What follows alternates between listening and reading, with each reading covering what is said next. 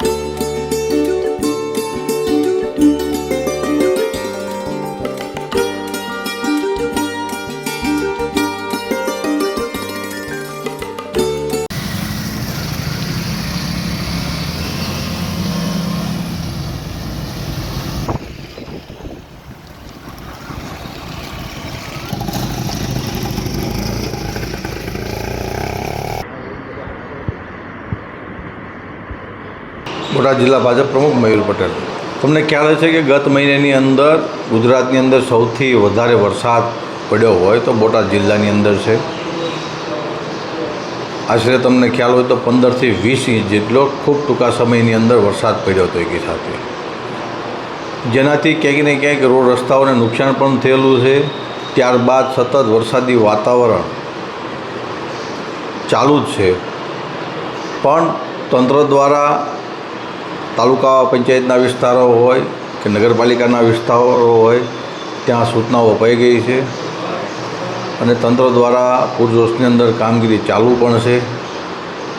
પણ તમે જેમ કીધું કોંગ્રેસની પાસે આજે આક્ષેપ કર્યા વગર બીજો એની પાસે કોઈ કામ પણ નથી અને કોઈ વિષય પણ નથી, પણ સતત તંત્ર દ્વારા પ્રયાસો ચાલુ છે અને લગભગ મોટાભાગની કામગીરી પૂર્ણ થવા આવી છે। નમસ્કાર, હિંમતભાઈ કટારિયા, બોટાદ જિલ્લા કોંગ્રેસ પ્રમુખ। હાલ અમારા બોટાદ જિલ્લાની પરિસ્થિતિ એવી છે કે બોટાદ જિલ્લા મથક છે એને જોડતા ચારેય તાલુકાના મુખ્ય રસ્તાઓ પણ અત્યારે બિસ્માર હાલતમાં છે। ગામડાવાળાને કે તાલુકા પ્લેસવાળાને બોટાદની અંદર શહેરની અંદર પ્રવેશવા માટે પારાવાર મુશ્કેલીઓ થઈ રહી છે।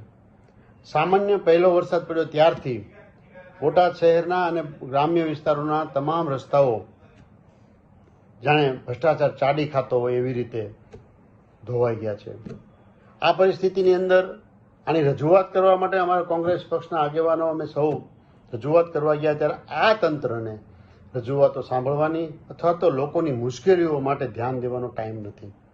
એના દાખલા રૂપે આપને કહું, અમે નગરપાલિકાની અંદર કાર્યકરો સાથે અમે આવેદનપત્ર આપવા ગયા, ત્યારે આગલે દિવસે નોટિસ પણ આપેલી। અમારો આ ટાઈપનો કાર્યક્રમ છે, લોકોના પ્રશ્નોને લઈને લોકોના સેવક તરીકે અમારી રજૂઆતો અમુક છે। તો નગરપાલિકાના ચીફ ઓફિસર પણ હાજર ન હતા, પ્રમુખશ્રી પણ હાજર ન હતા, અથવા તો એડમિનિસ્ટ્રેશનનો કોઈ પણ વ્યક્તિ ત્યાં હાજર હતું નહીં, અથવા તો સ્વીકારવા તૈયાર હતા જે લોકો હાજર એ અમારું આવેદનપત્ર સ્વીકારવા તૈયાર નહોતા। કમનસીબે લોકોના પ્રશ્નોને લઈને અમારા લોકસેવક તરીકે અમે લોકોએ રામધૂન બોલાવી 1 કલાક સુધી, તો પણ કોઈ હાજર ન થયું। પછી ચીફ ઓફિસરના દરવાજા ઉપર અમારું આવેદનપત્ર છોડી અને અમે વિરોધ દર્શાવેલો અને ખાસ અમારી નમ્ર અરજ, અમારી વિનંતી કે બોટાદ જિલ્લાના લોકોની આવી પારાવાર મુશ્કેલી થઈ રહી છે તો એના માટે તંત્રએ સારી રીતે વ્યવસ્થા કરવી જોઈએ અને ક્વોલિટીવાળું કામ કરી અને તાત્કાલિક આ પ્રશ્ન સોલ્વ કરવો જોઈએ. અમારી ખાસ કોંગ્રેસ પક્ષની